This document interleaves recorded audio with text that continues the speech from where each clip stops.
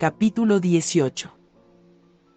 El surgimiento, progreso, persecuciones y sufrimientos de los cuáqueros.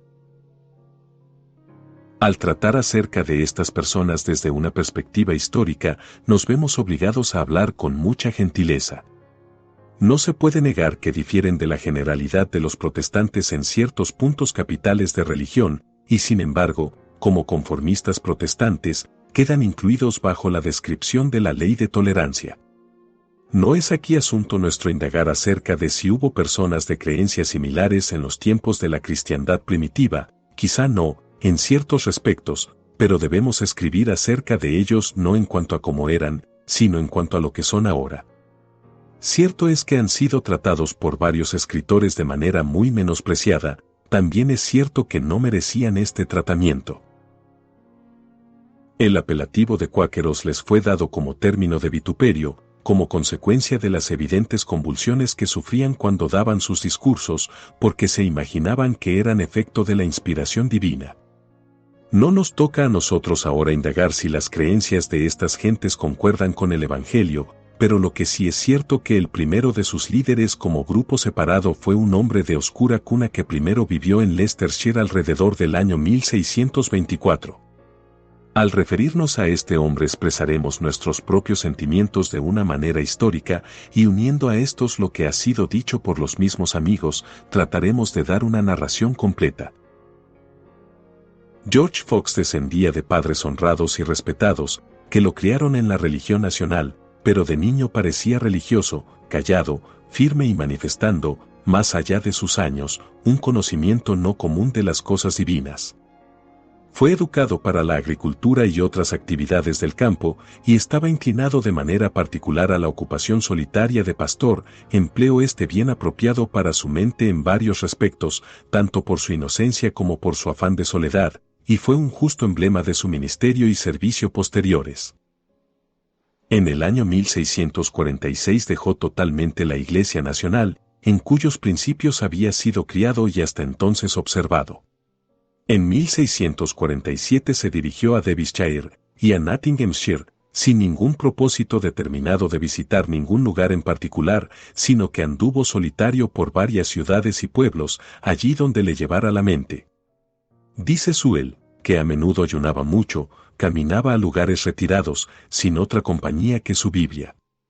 Visitó a la gente más retirada y religiosa de aquellos lugares, dice Penn, y algunos había, bien pocos, en esta nación, que esperaban la consolación de Israel día y noche, como Zacarías, Ana y Simeón la esperaban en tiempos antiguos. A estos fue enviado, y a estos buscó en los condados colindantes, y entre ellos se quedó hasta que le fue dado un más amplio ministerio. En este tiempo enseñó, y fue un ejemplo de silencio, tratando de sacarlos de una actuación artificiosa, testificándoles acerca de la luz de Cristo dentro de ellos, y volviéndolos a ella, y alentándolos a esperar pacientemente, y a sentir su poder agitándose en sus corazones, para que su conocimiento y culto a Dios pudiera consistir en el poder de una vida incorruptible que debía ser hallada en la luz, por cuanto era obedecida en la manifestación de la misma en el hombre. Porque en el Verbo estaba la vida, y la vida era la luz de los hombres. Vida en la palabra, luz en los hombres, y vida también en los hombres, así como la luz es obedecida, viviendo los hijos de la luz por la vía de la palabra, por la cual la palabra los engendra de nuevo para Dios, lo cual es la regeneración y el nuevo nacimiento, sin el que no hay entrada en el reino de Dios, en el cual todo el que entra es mayor que Juan. Esto es, que la dispensación de Juan, que no era la del reino, sino que fue la consumación de la legal, y precursora de los tiempos del Evangelio, del tiempo del reino. Por ello, comenzaron a hacerse vanas reuniones en aquellas partes, y así dedicó su tiempo durante algunos años.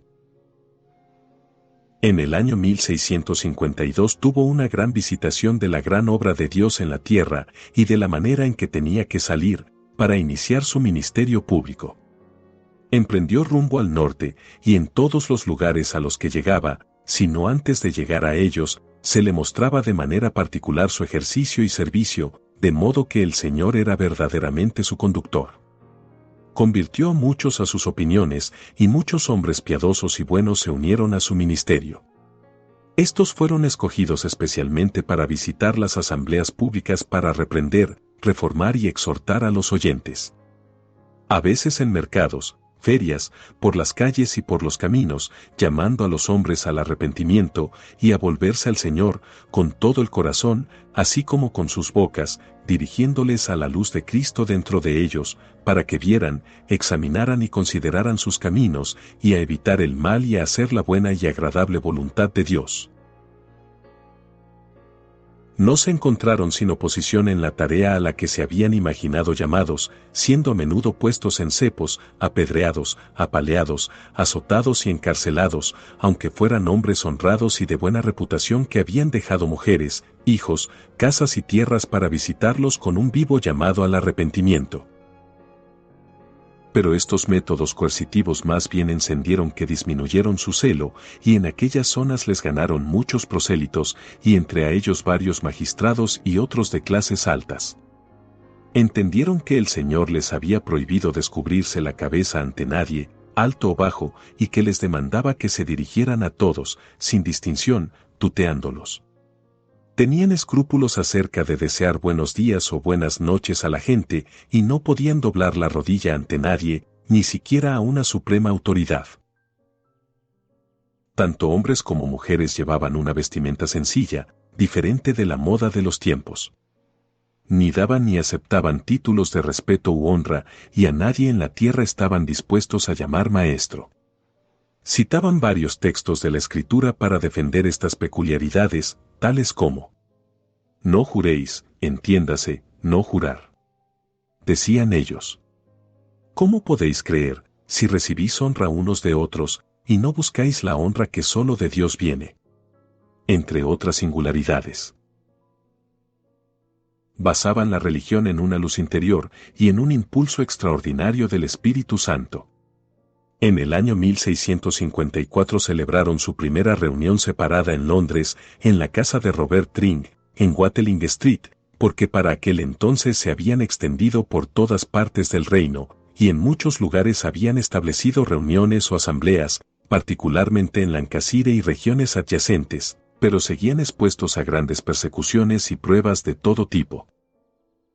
Uno de ellos, en una carta al protector Oliver Cromwell, le dice que aunque no hay leyes penales que obliguen a nadie a someterse a la religión establecida, sin embargo los cuáqueros son denunciados por otras causas, se les multa y encarcela por rehusar tomar juramento, por no pagar sus diezmos, por perturbar las asambleas públicas y reunirse en las calles y lugares públicos. A algunos de ellos los habían azotado como vagabundos, y por hablar con llaneza a los magistrados.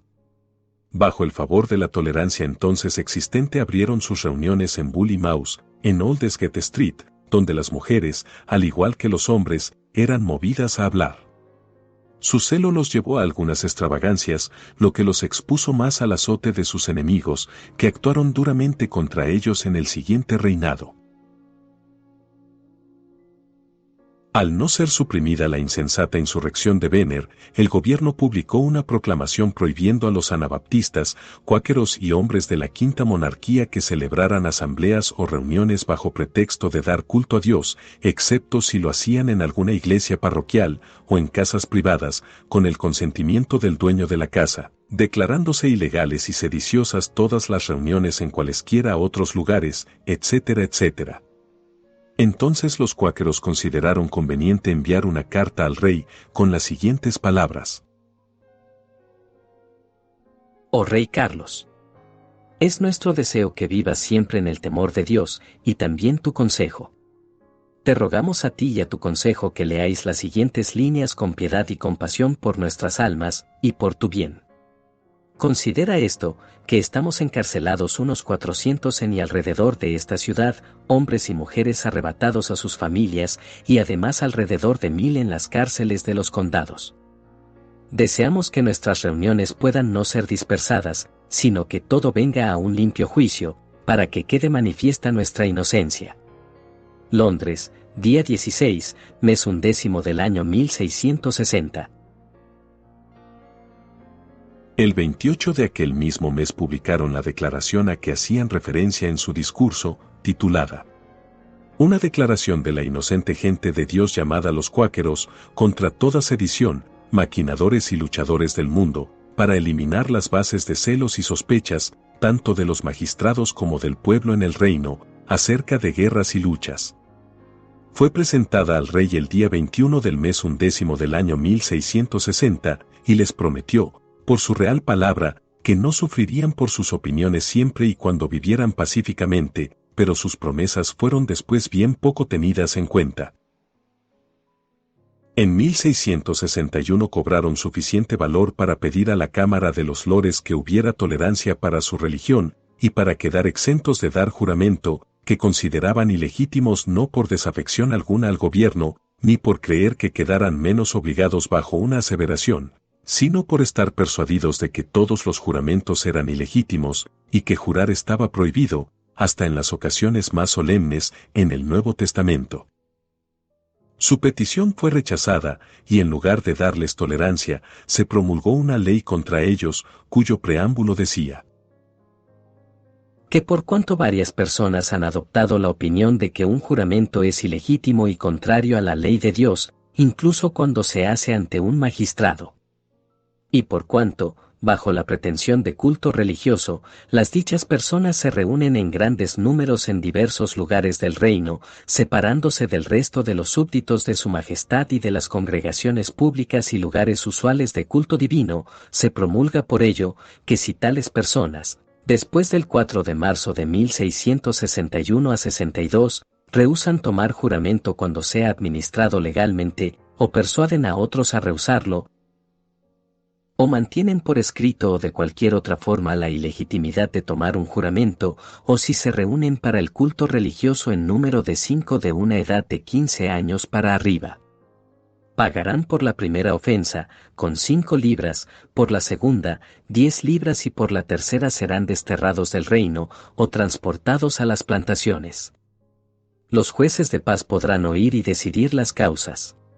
Esta ley tuvo el más terrible efecto sobre estos cuáqueros, aunque bien se sabía que estas personas de buena conciencia estaban lejos de cualquier sedición o rebelión contra el gobierno.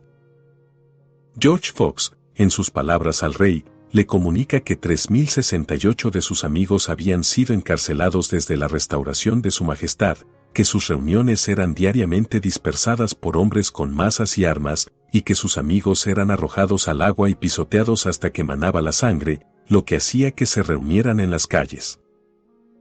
Se imprimió un documento, firmado por 12 testigos, en el que se comunica que había más de 4200 cuáqueros encarcelados, de ellos 500 por Londres y sus suburbios, y varios de ellos habían muerto en las cárceles. Sin embargo, se gloriaban en sus padecimientos, que aumentaban cada día, de manera que en 1665 y en los años de interinidad fueron hostigados de manera inaudita. Como persistían resueltamente en reunirse abiertamente en Bully Mouse, lugar ya mencionado, los soldados y otros oficiales los llevaron de allí a prisión, hasta que Newgate quedó llena de ellos, y multitudes murieron por el estrecho encierro, en aquella y otras cárceles. 600 de ellos, dice un relato publicado en aquel tiempo, estaban encarcelados, simplemente por causa de su religión, de los que varios fueron llevados a las plantaciones. En resumen, los cuáqueros dieron tanto trabajo a los informadores, que estos tuvieron menos tiempo para asistir a las reuniones de otros inconformistas. Sin embargo, bajo todas estas calamidades se comportaban pacientemente y con gentileza ante el gobierno, y cuando tuvo lugar el complot de Ray-House. En 1682 consideraron conveniente proclamar su inocencia acerca de aquel falso complot, en un documento enviado al rey, en el que, apelando al escudriñador de todos los corazones, dicen que sus principios no les permiten tomar armas en defensa propia, y mucho menos vengarse por los daños recibidos de otros, que continuamente oran por la seguridad y preservación del rey, y que por ello aprovechan esta oportunidad para rogar humildemente a su majestad que tenga compasión de sus sufrientes amigos, que llenan tanto sus cárceles que tienen carencia de aire, con evidente peligro para sus vidas y para peligro de infección en diversos lugares. Además, muchas casas, talleres, graneros y campos son saqueados, y sus bienes, trigo, y guiados ganados arrebatados, con lo que se desalienta el trabajo y la agricultura, empobreciéndose a mucha cantidad de gente pacífica y trabajadora, y esto por ningún otro motivo que, por el ejercicio de una conciencia sensible en el culto al Dios Todopoderoso, que es soberano Señor y Rey de las conciencias de los hombres. Al acceder Jacobo al trono, se dirigieron a aquel monarca de manera honrada y llana, diciéndole: Hemos venido para testimoniar nuestro dolor por la muerte de nuestro buen amigo Carlos, y nuestro gozo porque haya sido hecho nuestro gobernante. Se nos dice que no perteneces a la persuasión de la Iglesia de Inglaterra, como tampoco nosotros lo somos, por ello, esperamos que nos concedas la misma libertad que tú te permites, haciendo lo cual que deseamos todo tipo de dichas.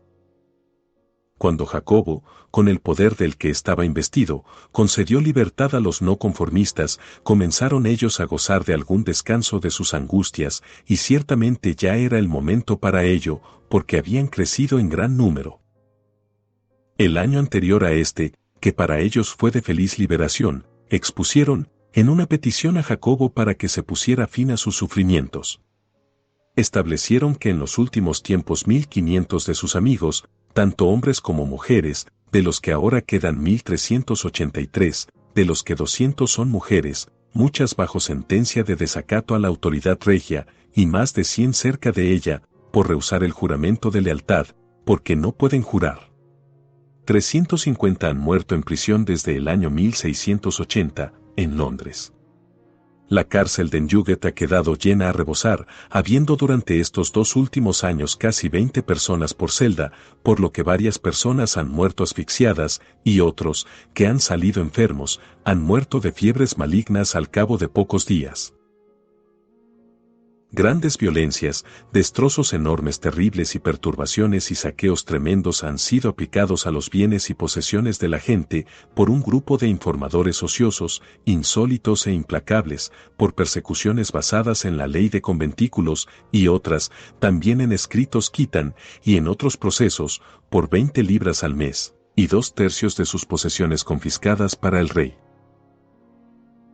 Algunos no tenían una cama en la que yacer, otros no tenían ganado para labrar el suelo, ni trigo para alimento o pan, ni herramientas de trabajo. Los dichos informadores y alguaciles penetraban violentamente en casas en algunos lugares, con el pretexto de servir al rey y a la iglesia. Nuestras asambleas religiosas han sido acusadas ante la ley común de ser sediciosas y perturbadoras de la paz pública, por lo que grandes números han sido encerrados en prisión sin consideración alguna a la edad, y muchos echados en agujeros y mazmorras. Los apresamientos por 20 libras mensuales han llevado a miles de personas encarceladas, y varios que habían empleado a personas pobres en manufacturas no pueden ni hacerlo más, por su prolongado encarcelamiento. No perdonan ni a viudas ni a huérfanos, y tampoco tienen ni una cama donde dormir. Los informadores son a la vez testigos y fiscales, para ruina de gran número de familias frugales, y se ha amenazado a jueces de paz con multas de 100 libras si no emiten órdenes de prisión en base de sus denuncias. Con esta petición presentaron una lista de sus amigos encarcelados, en los varios condados, que ascendía a 460. Durante el reinado del rey Jacobo I, esta gente fue, por la intercesión de su amigo señor Penn, tratada con mayor tolerancia que jamás lo había sido. Se habían hecho muy numerosos ahora en muchos lugares del país, y al tener lugar poco después el establecimiento de Pensilvania, muchos se fueron a América. Allí gozaron de las bendiciones de un gobierno pacífico, y cultivaron las artes del trabajo honrado. Como toda la colonia era propiedad del señor Penn, invitó a gentes de todas las denominaciones para ir y asentarse con él allí. Tuvo lugar una libertad de conciencia universal, y en esta nueva colonia se establecieron por vez primera los derechos naturales de la humanidad. Estos amigos son, en el tiempo presente, un grupo bien inocente e inofensivo, pero ya hablaremos más de esto en una sección posterior. Por sus sabias leyes, no solo se honran a sí mismos, sino que son de gran servicio a la comunidad. Puede ser necesario observar aquí que por cuanto los amigos, comúnmente llamados cuáqueros, no toman juramento en un tribunal, se permite su afirmación en todas las cuestiones civiles, pero no pueden perseguir a un criminal, porque en los tribunales ingleses toda evidencia debe ser sobre juramento. A continuación, escucharán relatos de las persecuciones de los amigos, comúnmente llamados cuáqueros, en lo que hoy es los Estados Unidos de América. Alrededor de mediados del siglo XVII se infligió mucha persecución y sufrimiento a una secta de inconformistas protestantes, comúnmente llamados cuáqueros, gente que surgió en aquel tiempo en Inglaterra, y algunos de los cuales sellaron su testimonio con su sangre. Para una historia de estas gentes, véase la historia de Sewell, o la de Gaff, acerca de ellos. Los principales motivos por los que su inconformismo de conciencia los hizo susceptibles a las penas de la ley fueron: 1. Su resolución cristiana de reunirse públicamente para el culto a Dios de la forma más conforme a su conciencia. 2. Su rechazo a pagar diezmos, que consideraban una ceremonia judía, abrogada por la venida de Cristo. 3. Su testimonio en contra de las guerras y de las luchas, cuya práctica consideraban inconsecuente con el mandamiento de Cristo. Amad a vuestros enemigos, Mateo 5:44. 4. Su constante obediencia al mandamiento de Cristo. No jurarás de ninguna manera, Mateo 5:34. 5. Su rechazo a pagar tasas o valoraciones para edificar y reparar casas de culto con las que ellos no estuvieran de acuerdo. 6. Su uso del lenguaje apropiado y escriturario, tú y ti, para una persona individual, y su dejación de la costumbre de descubrirse la cabeza como para honrar a un hombre. 7. La necesidad en que se encontraron muchos de publicar lo que creían ser la doctrina de la verdad, y ello a veces en los lugares designados para el culto nacional público. Su consciente inconformidad en los anteriores puntos los expuso a mucha persecución y sufrimiento, consistiendo en procedimientos judiciales, multas, crueles apaleamientos, azotes y otros castigos corporales, encarcelamientos, destierros e incluso la muerte. Dar un relato detallado de sus persecuciones y sufrimientos iría más allá de los límites de esta obra, por ello remitimos, para esta información, a las historias ya citadas y más en particular a la colección de Bess, acerca de sus sufrimientos, y limitaremos nuestro relato aquí mayormente a los que sacrificaron sus vidas y que evidenciaron, por su disposición de mente, constancia, paciencia y fiel perseverancia, que estaban influenciados por un sentimiento de deber religioso. Numerosas y repetidas fueron las persecuciones contra ellos, y a veces por transgresiones u ofensas que la ley ni contemplaba ni abarcaba. Muchas de las multas y penas que se les impusieron no eran solo irrazonables y exorbitantes, de manera que no podían pagarlas y se veían aumentadas a varias veces el valor de la demanda, por ello muchas familias pobres quedaban enormemente angustiadas y se veían obligadas a depender de la ayuda de sus amigos.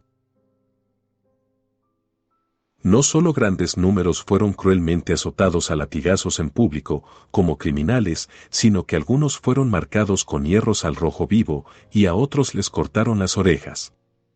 Muchísimos fueron encerrados largo tiempo en inmundas mazmorras, en las que algunos terminaron sus vidas, como consecuencia del encierro. Muchos fueron sentenciados a destierro, y muchos fueron deportados. Algunos fueron desterrados bajo pena de muerte, y 4 fueron finalmente ejecutados por el verdugo, como veremos más adelante, tras insertar copias de algunas de las leyes del país donde sufrieron. En una corte general celebrada en Boston, el 14 de octubre de 1656, se registró lo siguiente. Por cuanto hay una maldita secta de herejes que ha surgido últimamente en el mundo, llamados comúnmente cuáqueros, que asumen ser enviados directamente de parte de Dios y ser asistidos de manera infalible por el Espíritu. Hablando y escribiendo opiniones blasfemas, menospreciando el gobierno y el orden de Dios, en la iglesia y en la comunidad, hablando mal de las dignidades, vituperando e injuriando a magistrados y ministros, tratando de apartar al pueblo de la fe, y conseguir prosélitos para sus perniciosos caminos.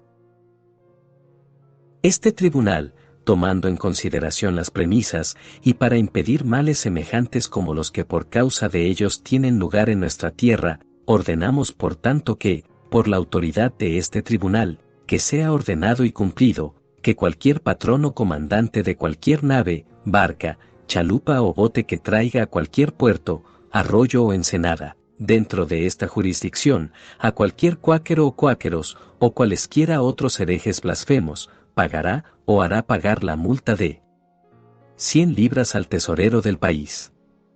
Con excepto si careciera de un verdadero conocimiento o información de que lo fueran. En tal caso, tiene libertad de demostrar su inocencia declarando bajo juramento cuando no haya suficiente prueba de lo contrario.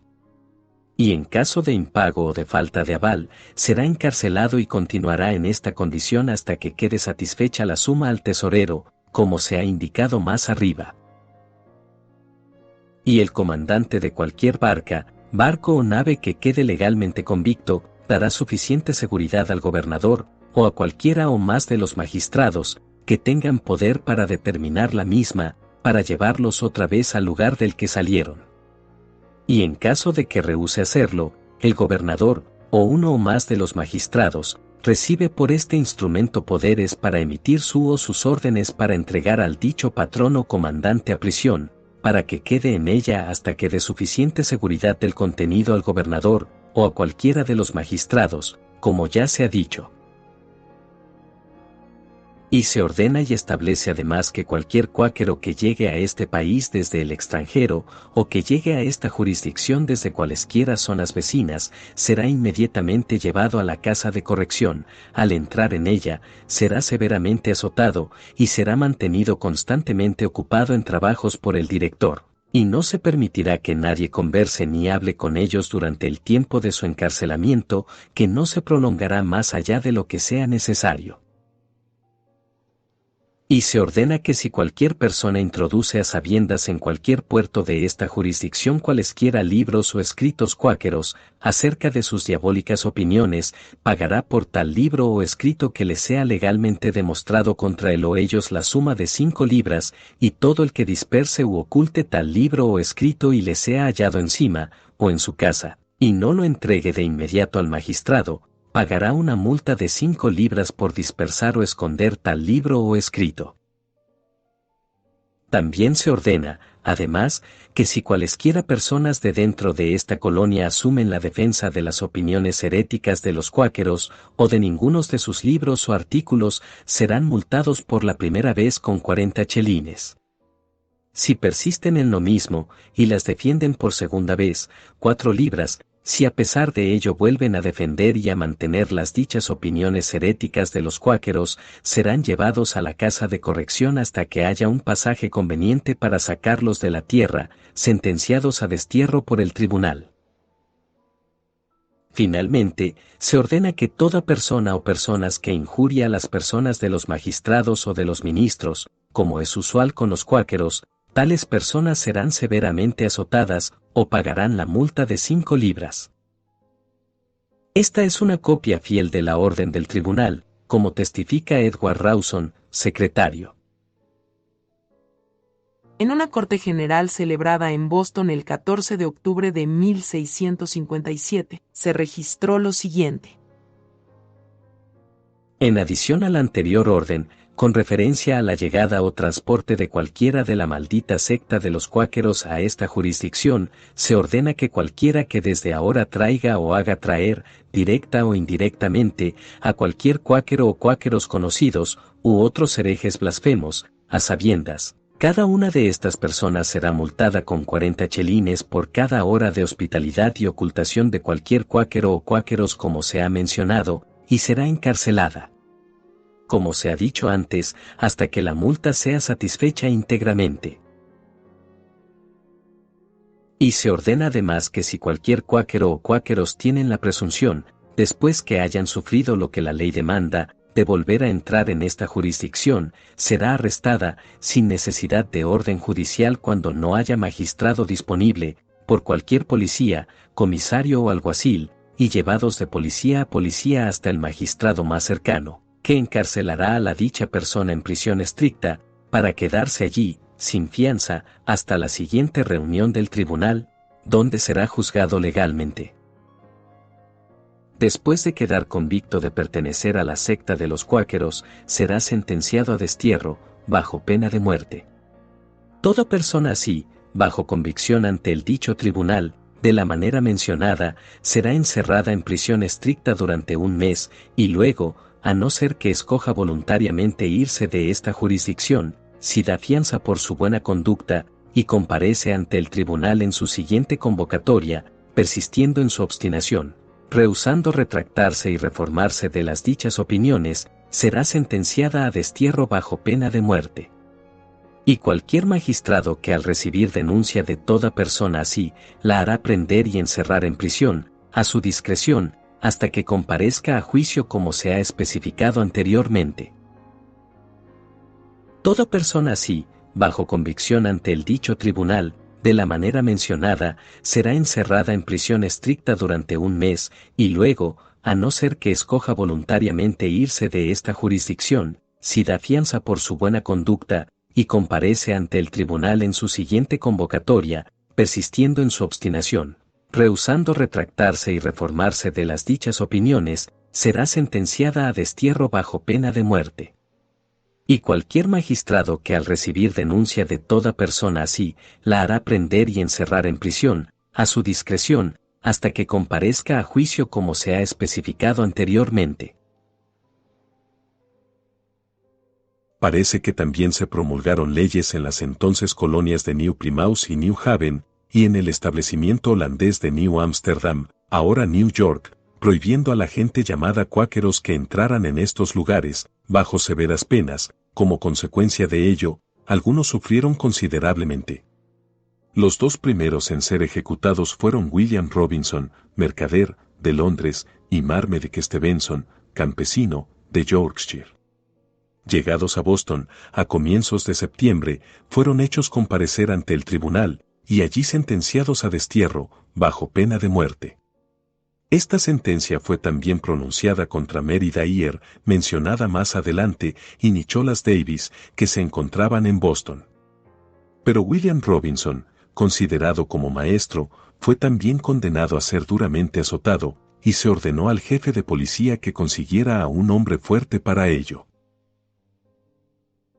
Entonces Robinson fue llevado a la calle, y desnudado, poniéndose sus manos a través de los orificios del carruaje de un gran cañón, donde lo mantuvo el carcelero, el verdugo le aplicó 20 azotes con un látigo de 3 cabos.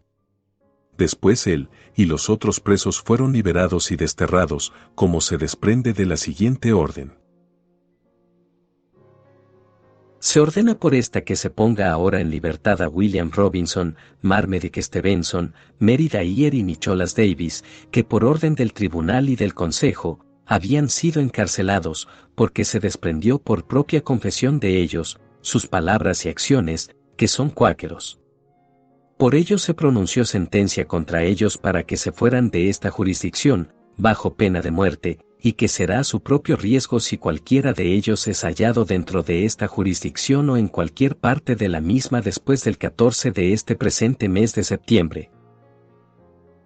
Edward Rawson. Boston, 12 de septiembre, 1659. Aunque Mary Dyer y Nicholas Davis dejó esta jurisdicción en aquel entonces, Robinson y Stevenson, sin embargo, aunque se fueron de la ciudad de Boston, no pudieron decidirse, no estando libres en su conciencia, a irse de aquella jurisdicción, aunque se jugaban la vida. Se dirigieron entonces a Salem, y a algunos lugares alrededor, para visitar y edificar a sus amigos en la fe. Pero no pasó mucho tiempo antes de volver a ser encarcelados en Boston y encadenados en las piernas. Al mes siguiente también volvió Mary Dyer. Y mientras estaba frente a la cárcel, hablando con un tal Christopher Holden, que había llegado allí con el propósito de indagar acerca de algún barco que se dirigiera a Inglaterra, a donde quería ir, fue también arrestada. Así, ahora tenían a 3 personas que, según la ley de ellos, habían perdido el derecho a la vida. El 20 de octubre estos 3 fueron hechos comparecer ante el tribunal, donde estaban John Endicott y otros reunidos. Llamados al tribunal, Endicott ordenó al guarda que les quitara los sombreros, luego les dijo que ellos habían promulgado varias leyes para mantener a los cuáqueros fuera de su compañía y que ni los latigazos ni la cárcel, ni el corte de las orejas en el destierro bajo pena de muerte los podía mantener alejados. Dijo además que ni él ni los demás deseaban la muerte de ninguno de ellos. Sin embargo, sin más preámbulo, estas fueron sus siguientes palabras: Oíd y escuchad vuestra sentencia de muerte. También se pronunció sentencia de muerte contra Marmaduke Stevenson, Mary Dyer y William Edrid. Varios otros fueron encarcelados, azotados y multados.